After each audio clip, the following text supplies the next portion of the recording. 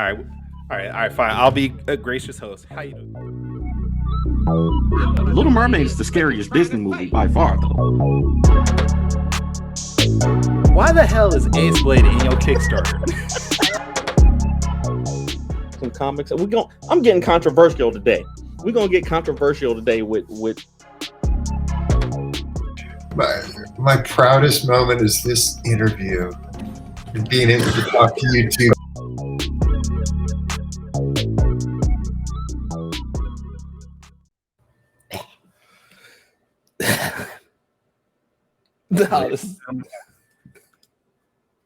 You okay? Are you all right? No, I'm not. What happened? I got my wife's tea. Her tea is disgusting. I thought I got the tea I normally get, but I got her. It's like a ginger root tea, and it has pieces of ginger in it. It's disgusting. You got to deal with it today. It's too late to change. You got to drink the whole thing. Oh. All right, ladies and gentlemen, children of all ages. I was gonna let you roll on that and see how much you could actually do. I can't do it. All right, I'm all right. I'm good. Ladies and gentlemen, boys and girls, children of all ages, Taurus Comics in collaboration with Fourth Wall Production respectfully brings to you the 60th episode of the Four Tales podcast. I'm your host, Kyrun Silver from Taurus Comics. Across the way is the Mauve maker of Ace Blade, Danny J. Quick, and together we are your two award-winning blurred comic creators here to help you find your next favorite comic. We are live on the Ages of Geekdom network. That is Twitch, Twitter, Facebook, YouTube. So if you're listening or watching us live, thank you for your support. But don't forget to like, subscribe, share, review this podcast and all our podcasts, because all your positive reviews and interactions help us reach a bigger audience. Yeah, it's still stuck in my mouth. That's true. And hey, if you wanted to, if you're on Facebook, you can support Danny J. Quick by sending him stars. Stars help him earn money to make more content. I don't know how to turn that off. It happens. I aggravated it one time for one stream. Yeah. And now I don't know how to turn it off. Every time I go live anywhere on Facebook, it just pops up. Well, I got the notification yesterday that I can earn stars now too. There we go. I don't post reels a lot though, like you do, so I don't know how that's going to work out. But hey, whatever. Hey, you can still do it though, and you should. I should. All right. How you doing, brethren? Danny J. Quick, how are you today? I'm doing good. I'm actually doing really good. I'm up. I'm motivated. About to get some work done today here in the studio. I got to reorganize all of my comics and price them today. So why? All the comics that we have out in the store to sell, I have to reorganize. I got a new labeling system. So Mr. Fancy Pants over here. Money bags. Wanted to stop using sticky note because they just fall off. So I figured, why not buy some $2 labels and actually write the prices on there? So damn, $2. Who got $2? You got $2, bro. It was a decision too. Like I was like, do I actually need but you gotta invest in yourself. If I don't invest in me, I can't expect anybody else to want to invest in me. Fair enough. Okay. Gotta do it. Right. Make decisions. How are you doing? Apparently I don't know how to read labels because I get bad tea. And which is stupid because the tea that she uses isn't in English. So I should have noticed that when I was putting the tea bag in. I was like, oh, this isn't English. Why did I not pick this up? Well, it is 7 a.m. there, so there's an excuse. Right. Yeah. How was it Charlotte Con? Is that what you did? Charlotte MiniCon was good last week. We were off last week, last weekend because we both had shows, and it was fun. We went out there. We caught up with some good people that we haven't seen in a long time, and it was fun. We had a good time. How was your show? Fresno Anime Gaming Expo was fun. Javon says, first thing I hear when I log on is teabag. Slowly backs out of the podcast. Hey, if you're not into teabag, I can't help you. I mean, that's something I think is fun for everybody. Like personal problem to me. I mean, I don't know. But yeah, I had a great time at Fresno, which is actually did fairly well. Um, Definitely came back with profit, which is always good, and came back with some back pains because of the bed I slept in was not the most comfortable bed, and yeah, but I'm all right. I'm good. Hopefully that back pain goes away. I have chronic back issues, and I definitely empathize with you there. Apparently, it comes from getting older, is what I've been told. Uh, Yes, yes, and not working out. to Okay, that too. But to the children out there, don't get old, and you'll be fine. Yeah, stay young forever. All right, let's stop wasting some time because we have a writer and inker who is apparently freezing his butt off in his garage. So let's get him on so we can get him out. No, he's not. Okay. Um, let's introduce the man, the myth, the legend that is Shaun Barbour. What's going on, Shaun? Not a whole lot, man. I had to move to a different part of the house so I could get that reception because we had that dodgy stuff beforehand. Oh, wait. So Hold on. I forgot to do something. I forgot I did okay. something. There we go. Okay. Oh wow, There Oh, we go. that's kind of rad. this is nice. I like it. Yeah. All right. Your production value just went up. Thank you. I try. Yeah. Now I just gotta get rid of our names. How do I get rid of our names? What? I don't know. Don't get rid of me. Oh, okay, fine. You just had me. You can. Oh wait, I got it. Boom. All right, there we go. Hey, All right. like Hey. All right, so Shaun. Yeah. What's up? Good morning. Good morning. How you doing, Shaun? I'm tired and was trying to run around, take care of some technical issues earlier, but I think we're okay now because everybody's still asleep. Everybody is still asleep, at least for us here, Yeah. And yes, Javon, this is another Oreo sandwich. Apparently, okay, you know what? We do also have to address one thing. Shaun only goes on black shows. He doesn't. Yes. This Black And we know is launched during Black History Month, so it's only right to only visit black shows. So we appreciate it. We appreciate it, Shaun.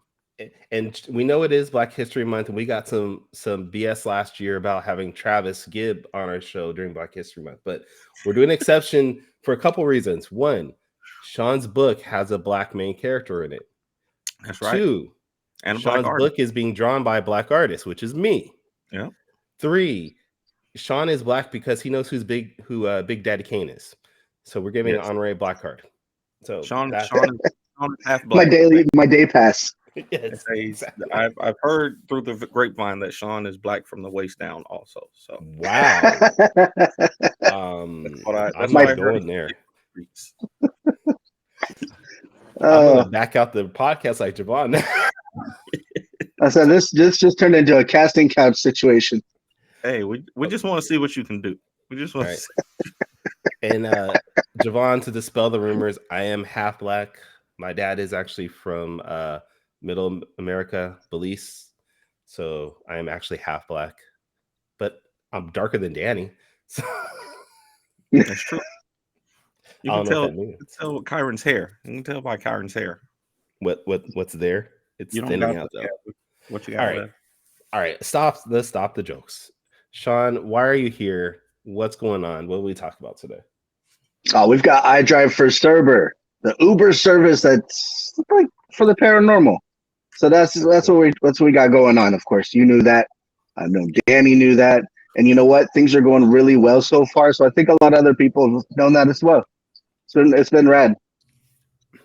Now, when you say it's been going well, what are we talking about? We funded within, let's see, the first, what was it? Like the first week, 6 days it was funded. Yeah. We're sitting at 11 days now, and we just hit $4,500. So that we already passed our first stretch goal, and we're on our way to our second one. So we're halfway there for that one too. So I got no complaints, man. All right, I have a question. Yes. And I know we're supposed to be doing like a traditional interview, for people who haven't heard, but I've been hearing about this project for a long time now. I watched y'all on Javon. I pretty much watched the whole episode of Javon. What is it, Stokes podcast? With y'all on it the other day. So I heard all about this. So I'm not gonna ask the standard questions. And we had you on. We had you on before, and you talked about Drive for Server also. Yeah. So if anybody wants the standard interview questions, they can go back to that first. There's resources. They can go to fourtailspodcast.com, look at previous episodes, and check them out. What you're saying, and you can get it. Yeah. So the cryptid aspect. So I want to know: do you have like a favorite? All right, I know that the Drive for Cerber started as a Reddit thread, right? Yeah. Do you think that helped to get you funded so quickly, that you already had kind of a built-in audience for this, or do you think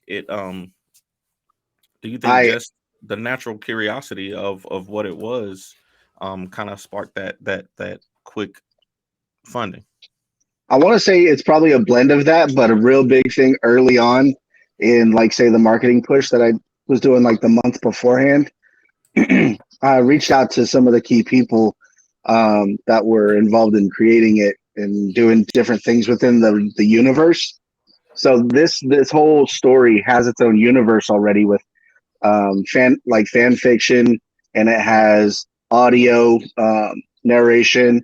It has stories that other people write that take place as part of what they're calling the worst verse. Mm-hmm. And so tapping into those like networking access points actually really helped. So early on when doing the pre-launch, got in contact with Scott Pye. He is Nature's Temper. He does a really cool audio version of the story, both on YouTube and for the campaign. And he made a complete like YouTube video, even just saying, hey, this is what's going on. And so his fan base jumped on there and had at the time doubled our following just by that. So there's definitely like comfort points in knowing that there are already fans of the story, kind of like how I became a fan of the story originally. That's made me feel really good that I was doing kind of the right thing and recognizing something that could have the potential to be bigger. Nice. Okay. I like that. And another thing that me and Kyrun talked about when it comes to Kickstarters in general, I didn't see any cheesecake covers. What's up with that? Why are there no sexy cryptids or? No, I mean, I'm sure. I'm sure there probably is. In fact, I think Kyrun tossed me a couple ideas, which I weirdly had like his face on them. I don't know what that was about, but we had to turn those down. You know, we got people, the uproar. As an artist, sometimes you need to use real life models to do what you do, and that's what I was doing. Yeah, I wanted you to get a proper visual of what the cover would look like. You just didn't have to reject it so quickly, is all I'm saying. You could have given it a thought, like let it simmer in your head. You didn't have to be like, nope. You were trying to get me to pay you extra, calling it the OnlyFans for comics. But I do like getting paid, for my work. Right? No. Yeah, no beefcake this time. We wanted to keep it in line with the creator. Kind of referred back to them on quite a few things as far as some basic character design that they envisioned in their head. And one of the things that was pointed out was that we wanted to keep the proportions of people respectable and more accurate out there. So I want to give a good portrayal of how people are out in the world, so more people can identify it, not just a certain group of people. Or want to be more inclusive. Okay, for sure. So I know Kyrun usually heads to the interviews, but y'all have been talking all week, for the past month about this book. So, is that my head? What is that?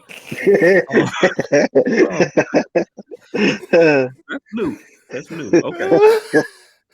Okay. Now I forgot what I was gonna ask. You literally just threw me off. What was I about to ask, Kyrun? What else has he got going on? Actually, I was trying to put that one up. Go ahead. Oh man. Jeez. Okay.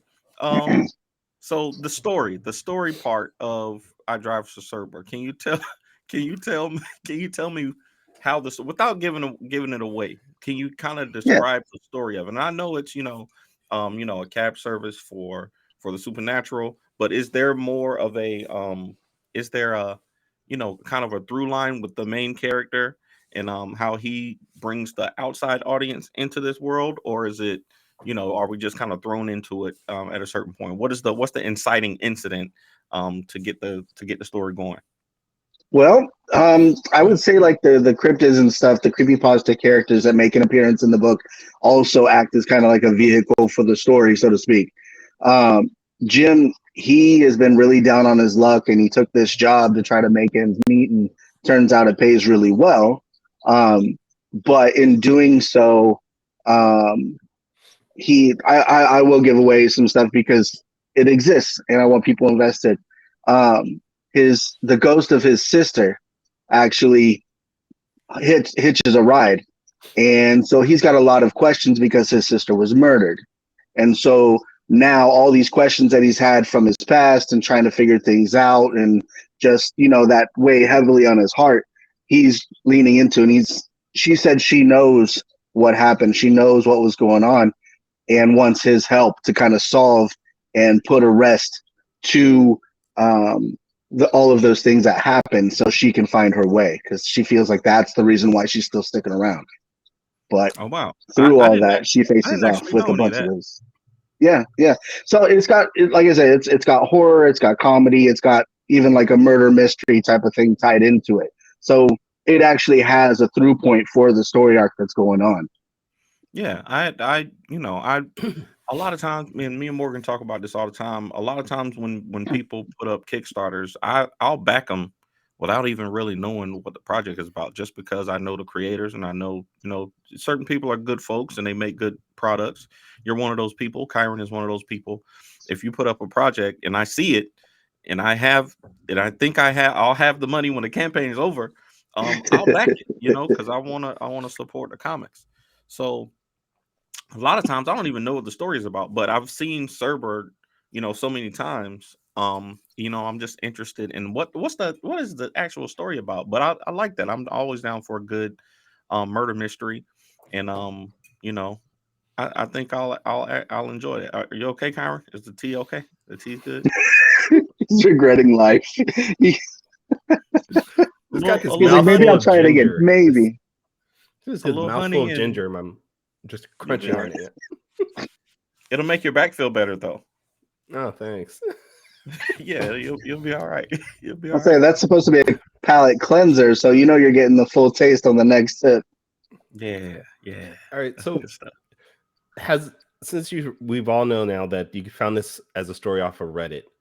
Yeah. Have you found other stories or other features on Reddit or other locations that maybe you thought I could possibly turn this into a comic book also, or has it just been Cerber at this point?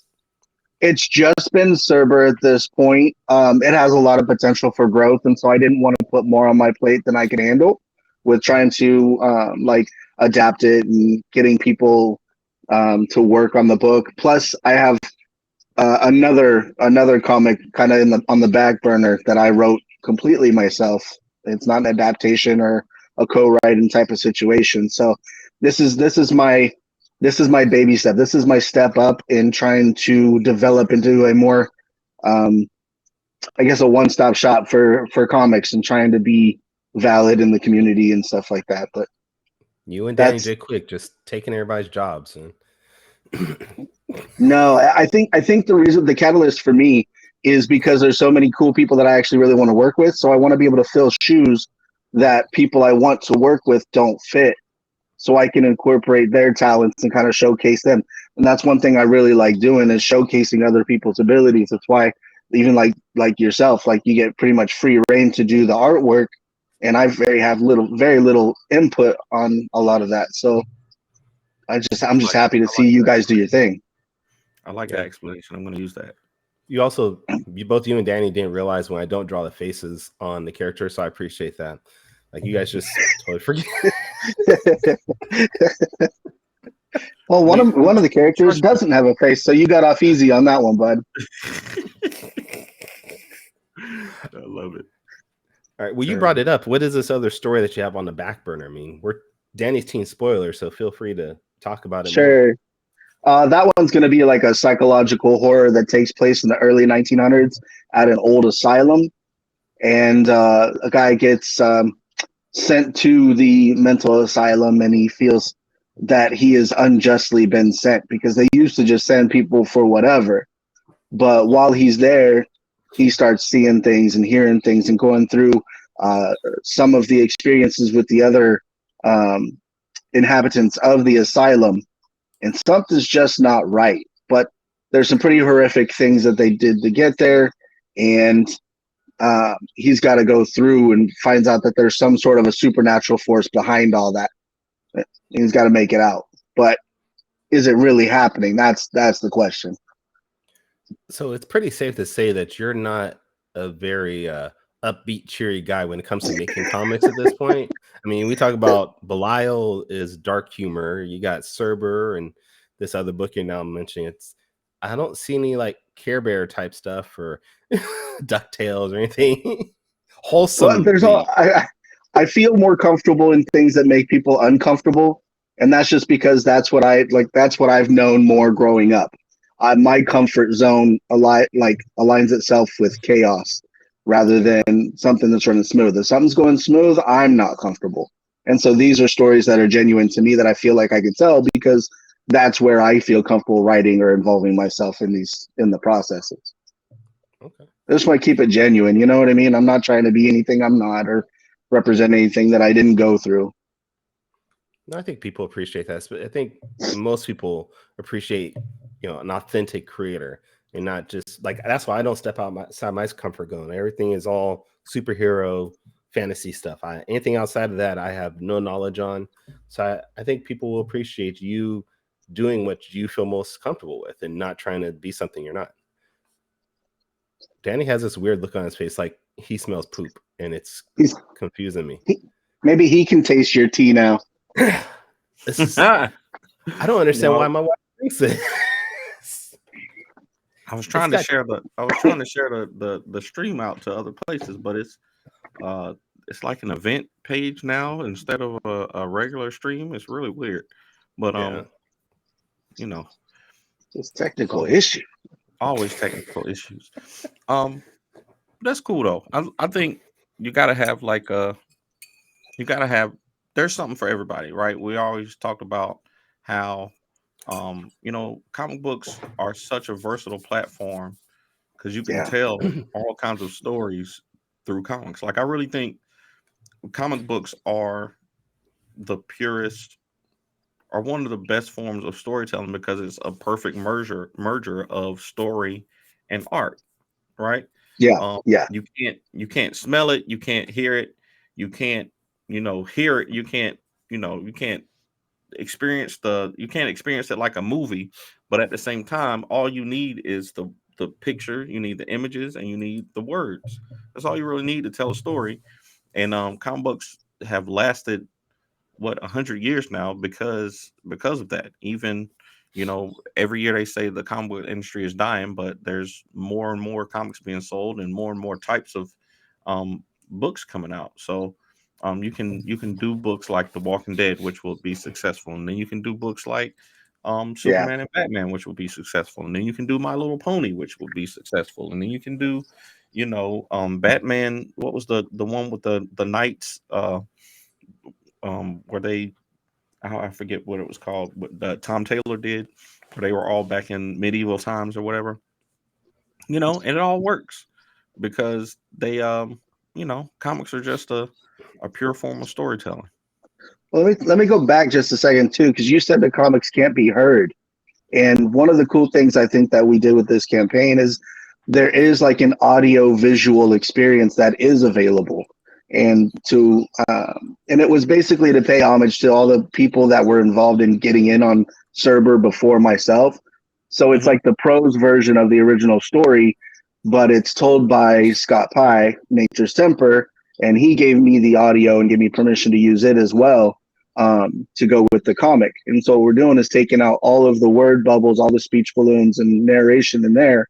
And I'm going to have it available so people can actually follow along with the audio from that story. And so it's just a way of incorporating the whole community of people that have been involved with Cerber from the beginning. Nice. I like that. Now you do have a stretch goal that's also going to add some other audio to the rewards. Is that right?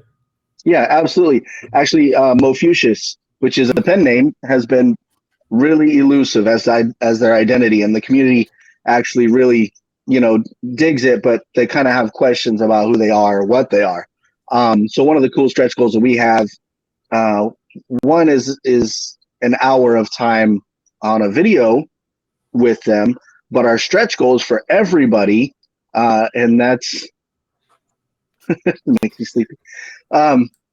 Sometimes it makes me sleepy too. That's why I did this. Come on now. But the stretch goal itself of 5,000 is that Mofucius will actually do an audio commentary to the story. So opens up a little bit of that understanding about maybe some of the backstory of some of the characters, maybe about stuff that's coming up. I know that they expressed interest in furthering some of the storylines and maybe even perhaps including both Kyrun and myself as characters. So we'll see how that goes. So it should be pretty awesome. Yeah. This is the first time I've heard I might be in the book. Whoa. Kyrun indeed is indeed a character. So this will be the second book I'm a character in. Nice. That's what I'm talking about. Okay. All right.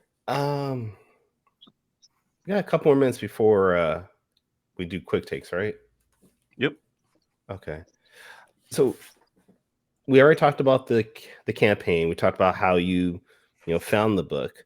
What is the future of Cerber with you involved, Shaun? With me, I know, well, if I can keep the team together, I'd like to. The second part of this book is going to be made, obviously, because this one's been successful. And since I did put this as a part 1 of 2, I've expressed interest in another one of the stories that lies within Cerber. It doesn't have a finishing point, but it's where I would like to, should I be given the opportunity to continue the story, I will. So there's prospects in it, and investing the time and effort to expand even within that same universe to even get more stuff going, which will be cool because without the second half of that existing, it'll be new content. So this is pretty rad. Nice. Very cool.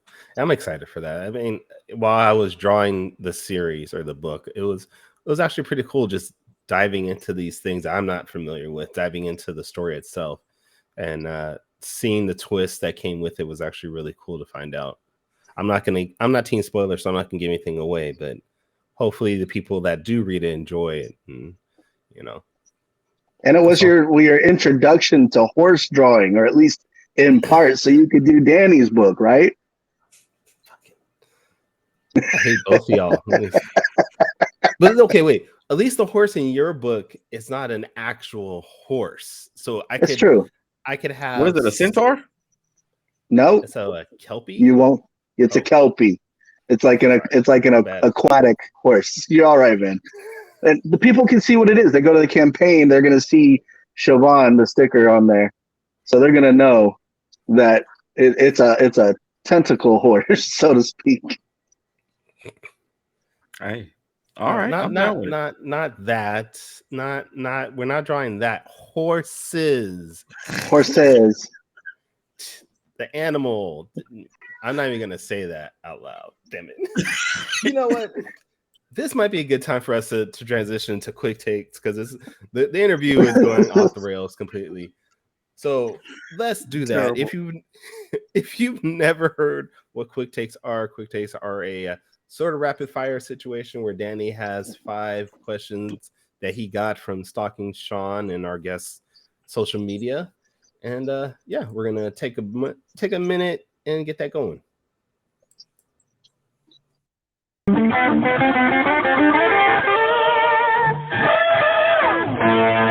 Quick takes. Do people tell you you kind of look like Vincent D'Onofrio? Me? No, that's a weight thing. The only people that I've actually gotten in real life has probably been Bruce Willis and then Fred Durst.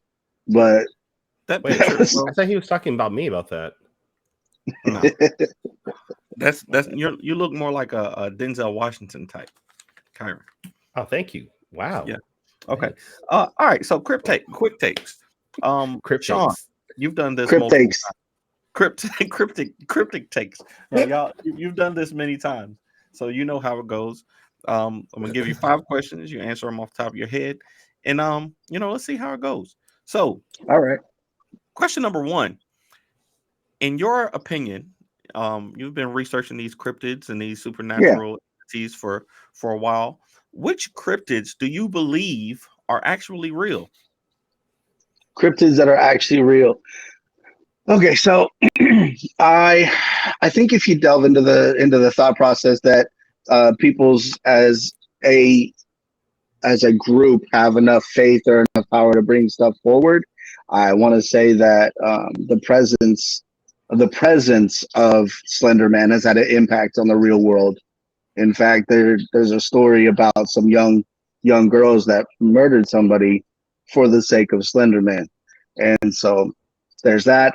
You also have the possibility of the rake, which is out there. And if you look it up, there's supposed to be some real life pictures of the rake. It's a long, tall, slender, glowing eyes type of creature. Lived in somebody's attic. There's supposedly true accounts of those out there, and it's big enough. I think it got a movie made about it too. So some of these ones that lend itself to being real have turned into other avenues of cinema or stuff like that. But I mean, other than that, there used to be stories of like the Loveland Frog, the Loveland Frogman. I lived in Ohio. That was an interesting story, and I don't know. I think I like to not close my ears or my eyes to the possibility that there's more out there. Um, Especially with people or like things like people talk about aliens. Aliens are cryptids. So when you hear about the Greys or anything like that, those are potential. Also, the black-eyed children. I think that is one of the creepier things that is out there that people talk about having real experiences with. So I like to keep my mind open for that possibility, even though it's not comfortable. Wow. Yeah, I didn't think of it like that. Cryptid. I guess aliens would technically be cryptids. That's kind of true. Aliens are kind of the I would guess now are the most popular one. Like most people, I'm not gonna say most people believe aliens are real, but I'm sure a large segment of the human population actually believes in the existence of aliens as far as how huge the universe is, and Yeah. Well, there's a real big thing out there. Cryptozoology is like a real thing where people try to classify these. And who's to say? I mean, there's probably more than one type of alien out there. I mean, if there's one, there's got to be more. You know what I mean? yeah, absolutely. Okay. Question number 2, which I just sent Kyron literally 30 seconds ago. Uh, You did? yeah, you got it. I saw your face. Oh, I was looking at something else. Hold on. All right, go ahead. He was looking at his potential beefcake cover. That's what he was. He was distracted. Question number 2. I saw this one on Twitter, so I just thought it was funny, and I would like to see what you think. So imagine you go into your attic. Which one would you rather find after making a surprise visit to your own attic? 1,000 roaches or a human hiding in your attic? Oh, I'm gonna go with the roaches because you can call in an exterminator and it's okay to kill them. I mean, It's okay to kill the roaches. You're right. Yeah, and depending on you the don't have to state, go though, you through your can house kill looking for. the human too, though. So I feel like there'd be less of a fight. I could just fumigate and be done. I can get somebody else to take care of it for me. Yeah, for sure. I asked my wife that question, and she was like, "There's no right answer. yeah. There's no right answer here." then 1,000 she's right. roaches, you might as well just burn the house down at that point, because you're The not house- getting rid of you're not getting rid of those roaches. Yeah, to be fair, I feel like you would know it's a problem before it's a problem. Very true. Very true. Okay. Javon said you can fumigate a human too. Well, That's true. You- I mean, I can't. depending on the Whoops. state, you can go up there and kill that human too, and you won't have that much issue. It hey, might be good. easier than killing the roaches. Okay. All right. Question number 3. Like I said, I think when I saw your picture on the quick takes thing, I was like, it kind of looks like Vincent D'Onofrio. And I did see you posted a couple memes about Vincent D'Onofrio. You post all kinds of memes on your Facebook. So I want to know, what do you think is the best Vincent D'Onofrio role? I don't know. I mean, I appreciate a lot of the work that he did, but as far as best, I'm not even sure. I know one of the ones I think I appreciated a lot was his portrayal of Kingpin, but that was more like the TV series than anything, you know. But he did. I'd like to see him brought back into it. Actually, should they continue? It's not his best. I mean, like I said, it's the one I enjoyed the most, and I appreciated him in Men in Black. That Yes, was a there you lot go. of That's fun. So I mean, those Yeah, are the bigger ones suit. that stick out for me. I know there's a just lot of think- serious roles that he's done. He was great in The Cell. He was the villain in The Cell, and he did a really good job. I didn't know that was him in Men in Black until recently. Like I saw on I want to say on TikTok that somebody was going through his roles and him playing the roach. And I got a lot of questions in my You just tied in, and you didn't even know it, did you? You went from roaches to Vincent D'Onofrio. I didn't even know. Well, you got bug problem at your house there? You're not trying to talk about trying to get it out of your Maybe it's system? the 4 I too. need Is like I need to pest. check No. her out. But yeah, I just recently found out that was him in there, and I was like, yo, this dude is a transformative actor. He can do anything. Yeah. But yeah, okay, all right. So this is a question. Question number 4 is one that I ask a lot of creators. What in your opinion is the best part of making comics and the worst part of making comics? Worst part about making comics is how expensive it is to make comics. To me, as being always financially challenged, it is an obstacle, even in the early stages, because you want to be able to present something, even at the beginning of a campaign, that shows, that it's a worthwhile investment, and doing that up front can be often difficult. The best part of it is actually, I feel, for me, is a promise kept from a promise made that I made to my grandmother. And it also is something representative of what I get to leave behind for my kids when I'm gone. And it's inspired my kids, and hopefully continues to do so, to show them that even if it's not a lucrative interest, if it's an interest, follow it, do it, because it's something you enjoy. So you should follow through with that. Don't lose your joy. Too often, we give that away to people or things or events that happen in our lives that transform us, and too readily, in order to save some other people, sometimes we give that away. And so making comic books is a way of me kind of reclaiming that portion of myself that wants to stay free, wants to be able to exist in something more than the day-to-day wash, rinse, repeat of a work day, and go home and cook dinner and fold laundry, that never ending. And the possibilities are endless within the pages of a comic book. So that to me is huge. Absolutely, I love it. Okay, all right. So question number 5. For those of you who don't know, I do another podcast called the Top 5 Live Podcast with Javon Stokes and Morgan Iverson, and I always get our guests here to do a top 5 off the top of their head. And I know you are a video game connoisseur, so I want to know. I want you to give me your top 5 video games of all time right now. Off the top of your head. Of all time. Okay, so all time, I'm gonna go with. I love the Uncharted series. Uncharted games are dope. Nathan Drake, absolutely. Yep. The movie, not so Skyrim. Too, but Yeah, the movie wasn't bad at all. The was okay. I will go with Skyrim. Okay. That's a dope game. If I go further back, I'm gonna go Soul Reaver. That was a cool game to play. And then what else would I say? Mario 3 was a benchmark game for me. And it was rad to be able to see that in that movie, The Wizard, even before you were able to play it. That was fun. You got Fred Savage in it. Wait.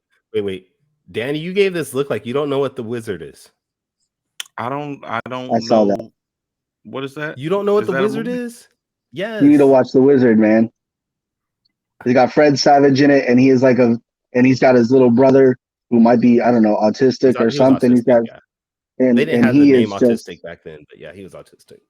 Yeah, but he is a video game wizard, and that's why he's the wizard. But he enters a video game competition, and towards the end of the movie, the big reveal is Mario 3, and all these kids have to play this esports against each other, Mario 3, to who can beat the game. Wait, now what was really big though is back in the day when that first came out, Mario 3 had not been announced yet.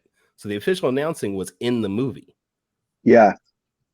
No, it was a big deal. I've never heard this movie before. I will definitely check it out though. It looks like my type of thing. Honestly, I can't remember if it's really super good to me now, but I know that it had an impact on me then. Mhm. And because of that, I got really into the game. And then other than that, I really enjoyed Tetris. So we kind of went backwards with the current to the old school type games. And Tetris, you gotta have a favorite puzzle game.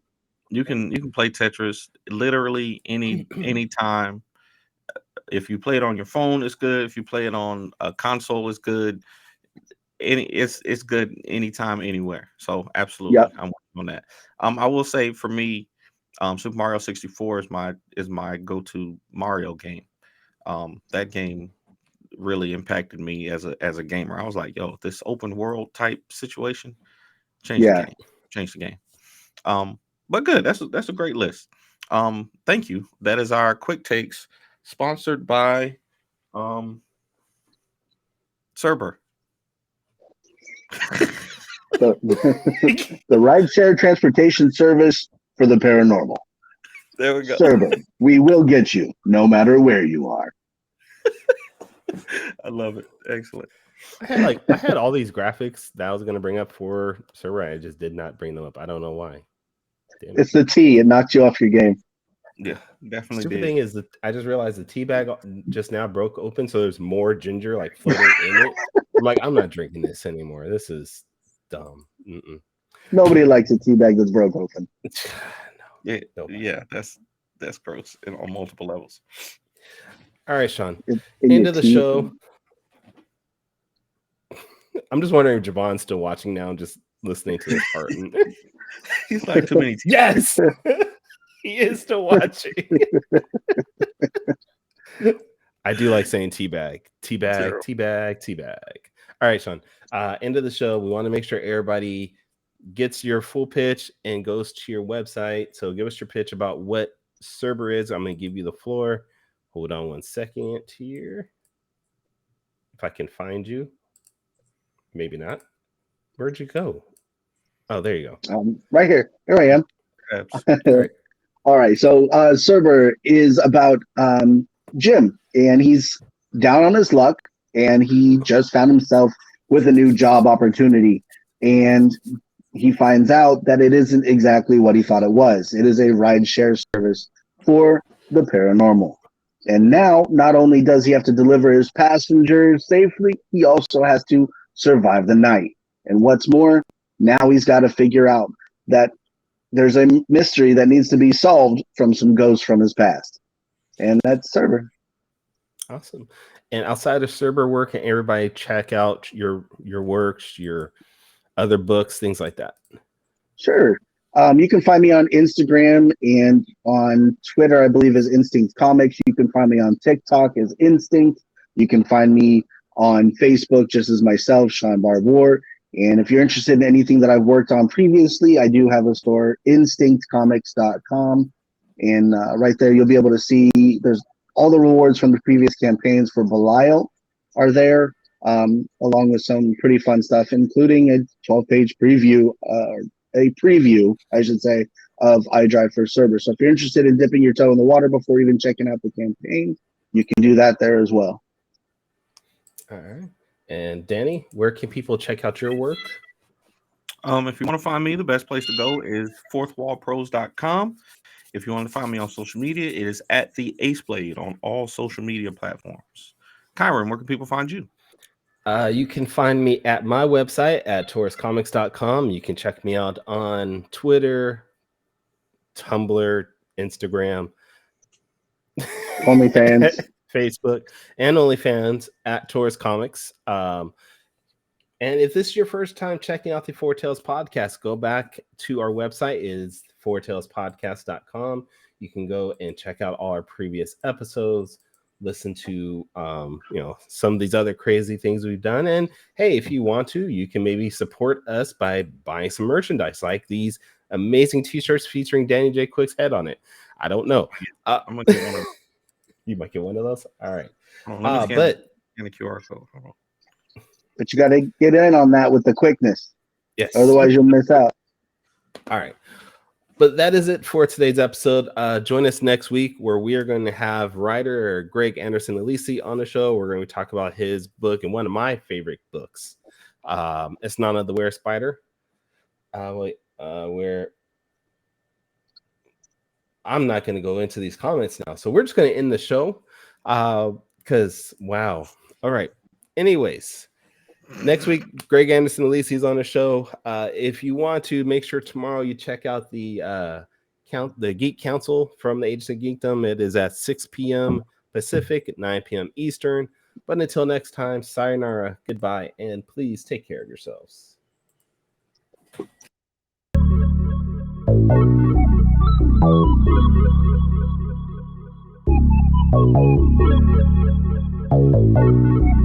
I want to know what it is Quick is trying to say.